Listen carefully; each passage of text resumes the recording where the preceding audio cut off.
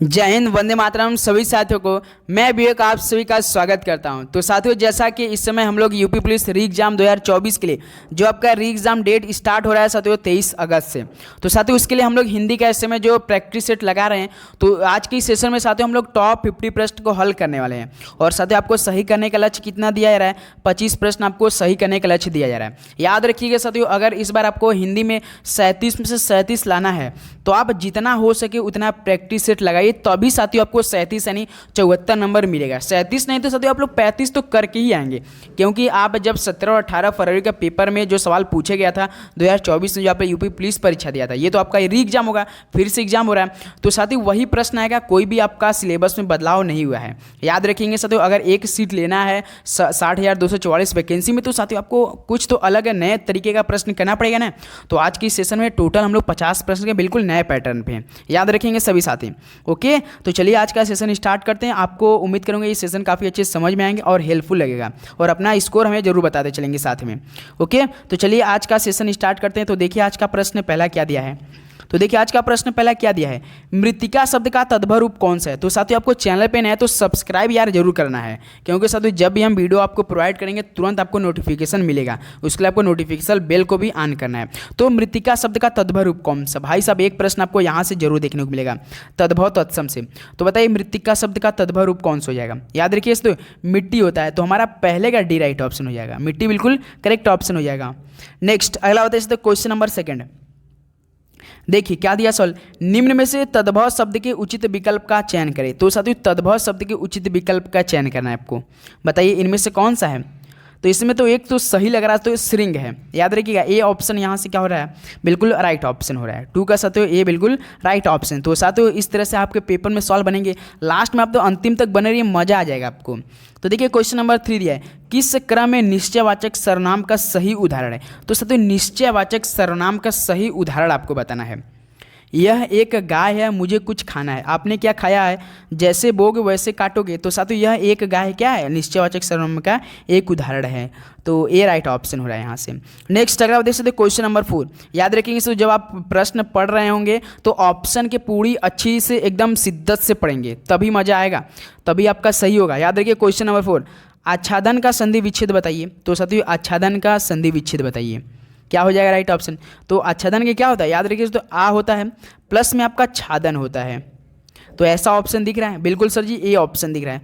तो A option हम लोग का यहाँ से क्या बन रहा है, बिल्कुल राइट ऑप्शन हो रहा है। ओके, नेक्स्ट अगला होता है क्वेश्चन नंबर 5।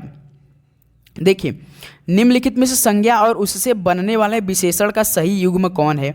तो साथियों संज्ञा और उससे बनने वाले विशेषण का सही युग्म बताना आपको। तो याद रखिए जो पुराण है और पौराणिक है ना, ये बिल्कुल सही बन रहा है। तो यहाँ से ये हम लोग का बिल्कुल साथियों राइट ऑप्शन हो रहा है। ओके, चलिए नेक्स्ट अगला बताइए क्वेश्चन नंबर 6। देखिए सकर्मक क्रिया वाला वाक्य छाटिए। चलिए साथियों सकर्मक क्रिया वाला वाक्य छाटिए, कौन सा हो जाएगा, सतीश ने केले खरीदे। तो यहाँ साथियों डी राइट ऑप्शन मैच करा आप लोग का। 6 का साथियों डी बिल्कुल आपका करेक्ट ऑप्शन हो जाएगा। चलिए अगला बताइए साथियों क्वेश्चन नंबर 7। देखिए क्या दिया सवाल, अहमदाबाद शब्द में कौन सा प्रत्यय लगा है। तो साथियों आपके पेपर में जरूर ये प्रश्न आएगा, जरूर ये इस टॉपिक से एक प्रश्न पूछा जाएगा। बताइए अहमदाबाद में शब्द में कौन सा प्रत्यय लगा है, राइट ऑप्शन दीजिए। तो याद रखिए अहमदाबाद आबाद लगा है साथियों, क्या लगा है, आबाद लगा है। तो यहाँ से बी हम लोग का बिल्कुल राइट ऑप्शन होने वाला है। ओके, चलिए साथियों नेक्स्ट अगला बताएंगे क्वेश्चन नंबर 8। देखिए सु उपसर्ग से निम्न में से कौन सा शब्द बना है। तो साथियों सु उपसर्ग से कौन सा शब्द बना है, बताइए। सु, बिल्कुल सर ये सु यानी सुकर्म। तो यहाँ से बी ऑप्शन हम लोग का बिल्कुल राइट ऑप्शन हो जाएगा, सुकर्म बना है आपका। याद रखिएगा 8 का बी राइट ऑप्शन हो जाएगा। नेक्स्ट अगला बता सकते क्वेश्चन नंबर 9। सप्त सिंधु का समास विग्रह कौन सा होगा। बताइए साथियों सप्त सिंधु का समास विग्रह कौन होगा। याद रखिए साथियों 7 सिंधुओं का समूह होगा। तो यहाँ से ए ऑप्शन हम लोग का बिल्कुल राइट ऑप्शन। जितने आपका साथियों सिलेबस में मतलब टॉपिक दिए ना, हर एक टॉपिक से प्रश्न उठाया गया है, याद रखिएगा। क्वेश्चन नंबर 10 देखिए, निम्नलिखित में से कौन सा विलोम युग्म सही नहीं है। तो साथियों इनमें से कौन सा विलोम युग्म जो कि सही नहीं है, चलिए बताइए। चलिए तो ये सवाल हम आप सभी लेकर होमवर्क में दे रहे हैं। देखते हैं आप लोग का विलोम, जो विलोम तो बहुत पहले से पढ़ते आ रहे होंगे, तो देखते हैं आप लोग इस सवाल का राइट ऑप्शन दे पाते हैं या नहीं। आप लोग की तैयारी किस तरह चल रही है, आप लोग जरूर देंगे इस सवाल का राइट ऑप्शन। या तो ऑप्शन बी होगा या तो ऑप्शन सी होगा, इन्हीं दोनों ऑप्शन में, ये भी आपको हमने बता दिया। चलिए अगला बताइए क्वेश्चन नंबर 11। दोहा और रोला के संयोग से कौन सा छंद बनता है? तो साथियों दोहा और रोला के संयोग से कौन सा छंद बनता है? आप सभी को पता होगा, कुंडलिया बन जाती है भाई साहब। तो 11 नंबर का क्या हो जाएगा साथियों? डी हम लोग का राइट ऑप्शन हो रहा है यहाँ से। ओके, चलिए नेक्स्ट अगला देख सकते हो, क्वेश्चन नंबर 12। कैसे कैसे मंजर सामने आने लगे हैं, गाते गाते लोग चिल्लाने लगे हैं। पंक्ति में भाई साहब कैसे कैसे मंजर सामने आने लगे हैं, गाते गाते लोग चिल्लाने लगे हैं। तो पंक्ति में कौन सा अलंकार है साथियों? ये सवाल आपसे पूछा जा रहा है। ये इंपॉर्टेंट टॉपिक आपके पेपर में यहाँ से एक सवाल जरूर मिलेगा। याद रखिए वक्रोक्ति अलंकार है साथियों। तो यहाँ से 12 का साथियों बी राइट ऑप्शन हम लोग का हो रहा है। ओके, चलिए अगला बताइए, क्वेश्चन नंबर 13।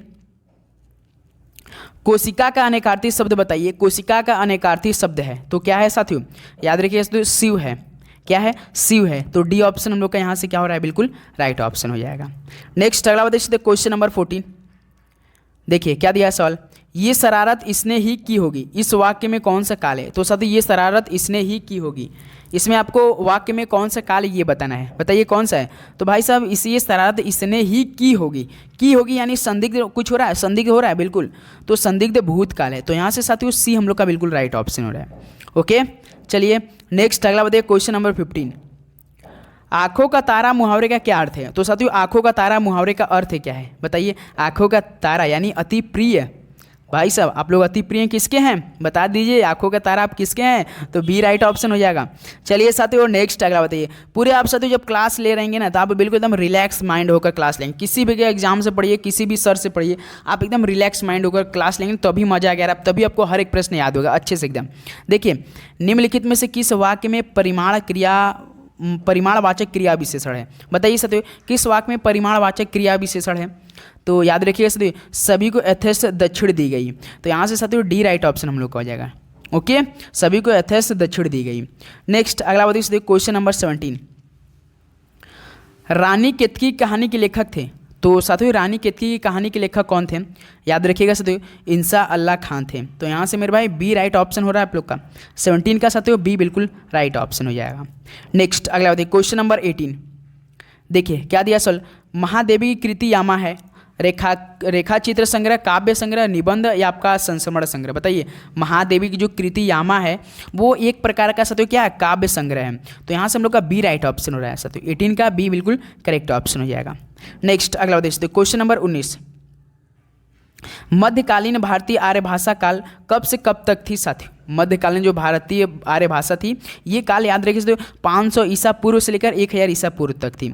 तो यहाँ साथियों ये ऑप्शन हम लोग का बिल्कुल राइट ऑप्शन हो रहा है। 19 का ये बिल्कुल राइट ऑप्शन हो जाएगा। नेक्स्ट अगला देख सकते क्वेश्चन नंबर 20। देखिए रामचरितमानस किस भाषा की रचना है? तो जो रामचरितमानस है ये याद रखिए तो अवधी भाषा की रचना है। तो साथियों ये ऑप्शन यहाँ से क्या हो रहा है हम लोग का?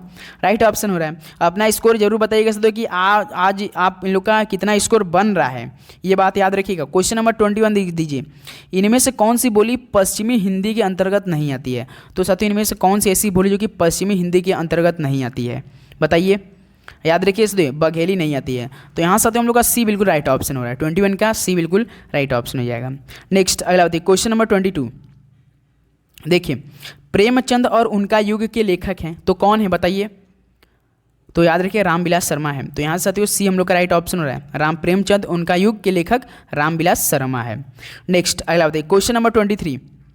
देखिए दो समानार्थी शब्दों की पुनरुक्ति के बीच में किस विराम चिन्ह का प्रयोग होता है? तो साथियों दो समानार्थी शब्दों की पुनरुक्ति के बीच में किस विराम चिन्ह का प्रयोग होता है? याद रखिएगा योजक चिन्ह प्रयोग होता है। योजक चिन्ह कैसा लगता है? जैसे आप लोग देखते होंगे ना, जैसे आस पास ऐसे लगा होता है, इसको क्या बोलते हैं? इसको क्या बोलते हैं? योजक चिन्ह बोलते हैं। याद रखिए सी हम लोग का राइट ऑप्शन हो रहा है यहाँ से। अगला बताइए क्वेश्चन नंबर 24। पत्थर का पर्यायवाची नहीं है तो बताइए तो पत्थर का पर्यायवाची इनमें से कौन नहीं है? तो याद रखिए तो उरग नहीं है। तो यहाँ से साथियों डी हम लोग का बिल्कुल राइट ऑप्शन हो रहा है। 24 नंबर का डी बिल्कुल राइट ऑप्शन हो जाएगा। नेक्स्ट अगला बताइए क्वेश्चन नंबर 25।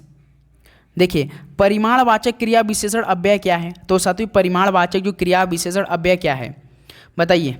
सभी लोग बताएंगे। तो याद रखिए इनमें अत्यंत है। कौन है साथियों? अत्यंत है। तो यहाँ से डी हम लोग का बिल्कुल राइट ऑप्शन है। हर एक प्रश्न आपको साथियों याद करना है, बिल्कुल हल्के में नहीं लेना यार, क्योंकि देखिए आपका री एग्जाम होगा, बिल्कुल भी नहीं लेना है, क्योंकि यार 60,244 वैकेंसी है और पूरे 50 लाख भाई ने फॉर्म को फिलअप किया। तो समझ सकते हैं कितना, अगर वो प्रश्न ईजी बनाएंगे तो कट ऑफ तो अधिक जाएगी। तो आपको बिल्कुल अच्छे से तैयारी करना है। क्वेश्चन नंबर 26 देखिए, निम्नलिखित में से कौन सी पुस्तक प्रेमचंद द्वारा लिखित नहीं है? तो साथियों कौन सी पुस्तक प्रेमचंद द्वारा लिखित नहीं है बताइए। याद रखिएगा साथियों, जो ध्रुवा स्वामिनी है ना, ये आपका जयशंकर प्रसाद द्वारा लिखी गई है। किसके द्वारा साथियों?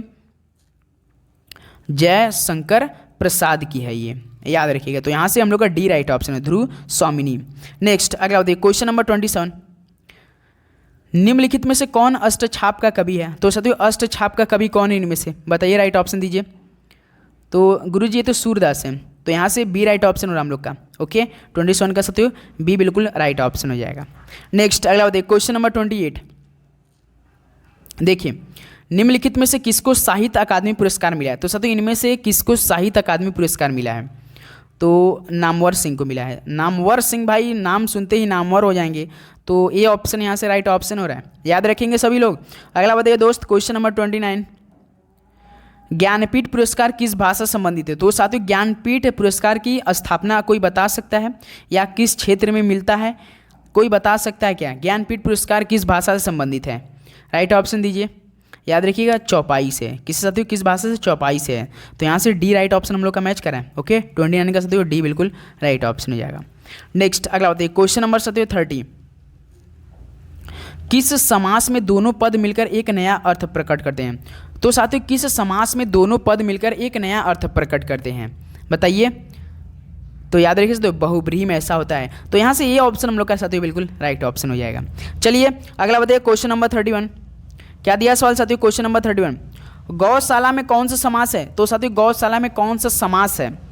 कौन सा समास है? तो याद रखिएगा तत्पुरुष समास है। तो साथियों सी बिल्कुल राइट ऑप्शन हो जाएगा। 31 का सी बिल्कुल राइट ऑप्शन होने वाला है। नेक्स्ट अगला देखिए, क्वेश्चन नंबर साथियों 32, जो मापा न जा सके क्या हो जाएगा? एक शब्द बताना आपको, जो मापा न जा सके। बिल्कुल सर जी, तो अपरिमेय होता है। तो यहाँ से ये राइट ऑप्शन हो रहा है आप सभी का। ओके चलिए साथियों अगला बताइए, क्वेश्चन नंबर 33 देखिए, कवि मलिक मोहम्मद जायसी द्वारा रचित पद्मावत की भाषा क्या है? तो साथियों कवि मलिक मोहम्मद जायसी द्वारा रचित पद्मावत की भाषा क्या है बताइए। तो याद रखिए साथियों क्या है? अवधी है। तो यहाँ से बी राइट ऑप्शन हो रहा हम लोग का। ओके चलिए अगला बताइए, क्वेश्चन नंबर 34, वृक्ष से पत्ते गिरते हैं, इस वाक्य में से कौन सा कारक है बताइए। कर्ता ने कर्म को करण से अपदान से, बताइए तो इस वाक्य में से कौन सा कारक है? तो याद रखिए मेरे अपदान से हो जाएगा साथियों, अपदान से कारक है। तो यहाँ से ए राइट ऑप्शन हो जाएगा।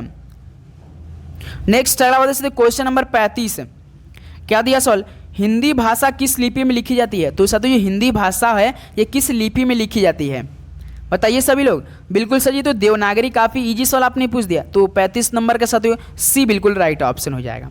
चलिए अगला बताइए, क्वेश्चन नंबर 36 देखिए, हिंदी दिवस किस तिथि को मनाया जाता है? तो साथियों हिंदी दिवस है ये किस तिथि को मनाया जाता है? राइट ऑप्शन दीजिए सभी लोग। हिंदी दिवस 14 सितंबर को मनाते हैं। बिल्कुल सर जी, सी ऑप्शन आपका यहाँ से बिल्कुल राइट ऑप्शन हो रहा है। नेक्स्ट अगला बताइए, क्वेश्चन नंबर 37 देखिए, भाषा के शुद्ध रूप का ज्ञान किससे होता है? तो साथियों भाषा के शुद्ध रूप का ज्ञान किससे होता है बताइए। लिपि से, व्याकरण से, लिखित भाषा से या उपयुक्त में से कोई नहीं बताइए साथियों।